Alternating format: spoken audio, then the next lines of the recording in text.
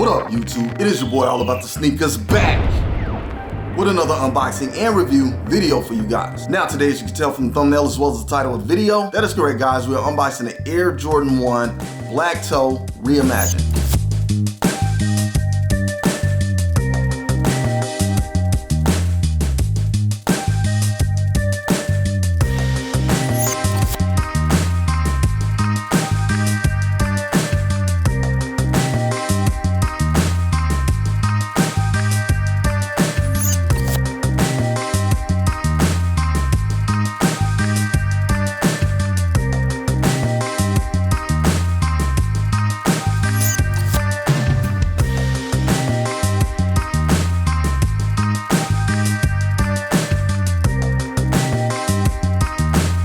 Now Nike didn't technically dub this a reimagined, but there have been a few pairs where Nike didn't put that name on it, but the sneaker community refers to it as a reimagined pair, and technically it is reimagined, so we're just gonna rock with that. But I think this is a very, very clean sneaker. It has a lot of history, it is iconic, it is actually a prototype of the Air Jordan 1 Black Toe that originally released back in 1985. Prototype being, this is one of the concepts that Nike did actually transform into a shoe that you can actually see MJ himself wearing draped over his shoulder by the laces in that iconic photo. And what sets this apart from the actual original release is, prior to designing the wing logo, there was no logo at all. So they just used the Air Jordan text that they put on the sneaker until they came up with an actual logo, which is what we all know now as the wing logo. Now, unfortunately with that, this sneaker in particular is a deal breaker for some people by having that text instead of that wing logo. But as I've been mentioning to a lot of people in the sneaker community, I think this is something very unique, something that we've never had before on this particular pair that is just embedded in history, and it is great to have it 40 years later. As you all may or may not know, it is the 40th anniversary for Jordan brand. The Air Jordan 1 being the first one to start it off, deeming this sneaker a very special collector's item. And as I mentioned, you can see MJ having that shoe draped over his shoulder in that photo. That leads to presentation, as I think Nike did a really good job with this one in terms of presentation, which we'll go over here shortly. However guys, if you're new to the channel or if you're not, make sure you smash that like, subscribe, and share button, and make sure you hit that notification bell so you can stay up to date on future release videos. Now without further ado, let's go ahead and jump right into it. Alright guys, as you can see here, we did secure the bag at City Gear. Big up City Gear for the W on this one. I greatly appreciate it. Now I feel like this sneaker was semi-downplayed. It did not sell out instantly, maybe on a few select websites, but as far as in store, unless people had raffles and they picked them all up, which I highly doubt, the shoe did not sell out instantly, even on SNKRS app, but it did eventually sell out on SNKRS app, and sizes are starting to deplete on a lot of the websites. I'm sure that's happening as well in store after people possibly either picked up all of their pairs or left some behind. I'm sure the latecomers are now coming and picking those pairs up, because keep in mind, it is a classic OG sneaker. Despite having that Jordan text, there are going to be a lot of people after this one, and those who left it behind, unfortunately there are going to be some regrets down the line. Now with this sneaker dropping very close to the Air Jordan 1 Bread, which was very highly coveted and sought after, limited at that, making it skyrocket on the resale market, that may have taken away a bit from the sales on this sneaker, not to mention all of the other releases that are upcoming. People not having a lot of money to fund into each sneaker. You gotta be selective and pick and choose. But comment below, let me know if you guys went after this one or not, or if you plan on going after it down the line, doubling back, whatever you gotta do. I like to know that information in the comments. As you guys know, I'm always in the comments responding. All right guys, as you can see here, we do have the shoe box. Can't really tell what's going on the side of this box, but when we take a look at the lid, you can see we have MJ printed on the box in that iconic photo that I was mentioning earlier, where he has a shoe draped over his shoulder. And to get a closer look, that is what we have guys in hand today, is that prototype. How could you ever go wrong with a box this dope? This is probably one of my favorite boxes in my collection of all time, out of all sneakers. This is significant for big time MJ fans. No matter how much you dislike the shoe or maybe like the shoe, I don't believe anyone who has an Air Jordan signature collection can't like this box. Super kudos Nike, this is the dopest box I've ever touched. However, flipping the lid up on this one, as you can see, we get white underneath, and we also get a wing logo right there. Underneath it says special attention MJ in that cursive font. And as you can see on the logo, it is just a silhouette. It doesn't have Air Jordan on it. I believe that is showing the design element of how the wing logo came about. You basically take that Air Jordan font that's on the sneaker, you place it in that ribbon-like area on the wing logo, and there you have it. The logo all together. The logo becomes cohesive and comes to life. You can also see we do get a lot number right there under the lid. Flipping the tissue paper up, as you can see, we do get some drawing drawings there, a sketch of the logo. We also get a picture of MJ wearing the bread and the black toe around his neck. His first 2 signature shoes are color blocking. We also get a lot more images of MJ on that tissue paper, as well as more sketches. Not gonna pull that out and go over the whole thing, take my word for it. If you get these in hand, you can look at it yourself, but it is very dope in my opinion. Again, kudos on the presentation, Nike. You guys nailed it on this one. However, the sneaker is double wrapped with another white tissue paper underneath. And on one side of the box, we have our size sticker. And the size sticker reads Air Jordan 1 Retro High OG. The colorway is black, varsity red sail. This is a men's US size 10, personal size for me in the Air Jordan. And the suggested retail price is $180 US. I feel as if I may be mistaken, but $180 US, I don't know, maybe it's just been a while since I purchased an Air Jordan 1, but I was thinking they went to 190, from 170 to 190, who knows, maybe it is 180, but I feel like that's a fair price, especially for all of the presentation that we got on this one. It could have easily been 190 or 200. I'll take 180 all day. And there we have it, guys, the Air Jordan 1 Black Toe Reimagined, a very, very clean sneaker. So glad to have this one in the collection. Now, I hear some people not liking the sale on the midsole, as well as not liking that text, but I think it's a very dope touch. Gives it that, again, reimagined feel, but it gives it a vintage feel. Overall, I think it's clean. However, let's go over it in depth here, starting with our outsole. As you can see, we get an all over red rubber outsole. Here on that midsole area, we do get sail, very vintage-like, and you can tell that does differ from the side panel here in white, so it is noticeable. Speaking of the side panel here, we do get a white side panel. We get a black Nike swoosh, a black toe cap, eye stay, leading up to this eye stay as well. We get a black ankle collar, and we get that varsity red ankle accent, as well as we get a varsity red heel on this one, all in leather. Very, very nice in my opinion. Color blocking on this just sets it off. And that's the thing about this sneaker, the black toe color blocking is a staple for the Air Jordan 1. It is personally my favorite color blocking of the Air Jordan 1. You can throw the black toe color blocking on any Air Jordan 1 and it sets it off. All you have to do is switch up the hue of color and boom, you get a wearable shoe with a lot of versatility. However, guys, the elephant in the room, we do get that Air Jordan text there in that sans serif font, kind of doing the gangster lean a little bit. That is a controversial piece about the shoe that a lot of people do not like. And personally, that is one of my favorite things that I like about this sneaker. We get the Air Jordan Wing logo on almost every Air Jordan 1, and we finally get something different, and for some people that's not good enough. But I believe the wing logo can be a cliche, as this sneaker has released multiple times since its first release back in 1985. And that's one thing that people complain about, is a sneaker releases over and over and over at retros, and we're just getting the same sneaker over and over. Well, they finally give us a prototype, change that up just a little bit. Now there's a ton of people who are just whining about it. I don't like it. I don't like the logo. Not the text, it's ugly.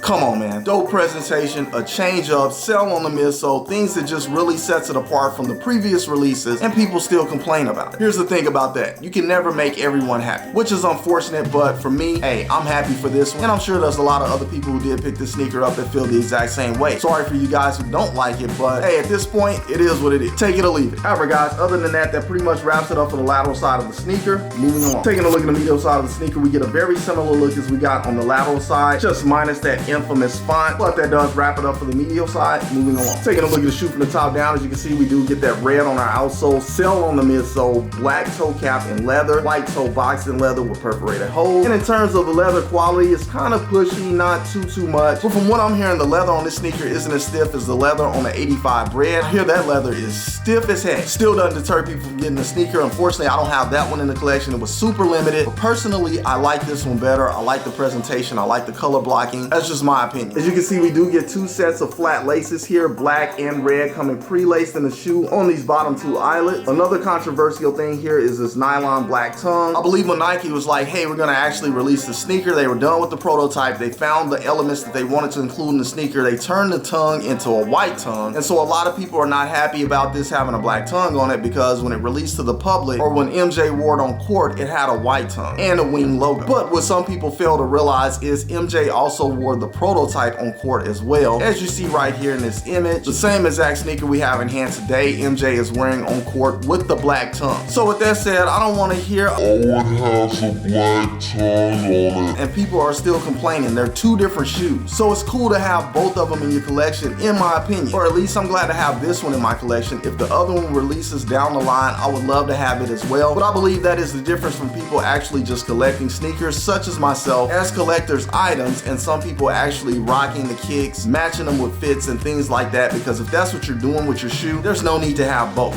You pick and choose the one that you want, and if you want the one with the wing logo on the white tongue, that makes perfect sense. But again, black nylon tongue on this one, and on the top of the tongue we do get a black tag with Nike Air branding in red. Very, very clean. So in my opinion, I think they really carried this tongue over from the Bread when they did the prototype, and possibly eventually thought, hey, it's a different shoe, let's switch it up. But I'm rocking with the black tongue all day, digging it a lot. However, that pretty much wraps it up from the top down. Moving along. Taking a look at the shoe from the rear, hey, it's really looking like a Chicago from the rear. Very, very clean. As you can see, we do get red on our outsole, cell on the midsole, red leather going up the back, as well as on that little back tab area, all the way up to the ankle, and we have black on the collar or the Achilles area. Very, very clean from the rear of this one. Again, giving me Chicago vibes to the max. However, that pretty much wraps it up from the rear of this one. Moving along. All right, guys, taking a look at the interior of the shoe, as you can see, we do get this mesh black sock liner, very soft, almost a silky feel. We also get that jargon on the back of our tongue in red, our double laces inside, and tough to see inside of there, but we do get a white insole with black Nike Air branding on it, and of course we get our tissue paper stuffed inside, and our size tag on the side wall. But that pretty much wraps it up for the interior.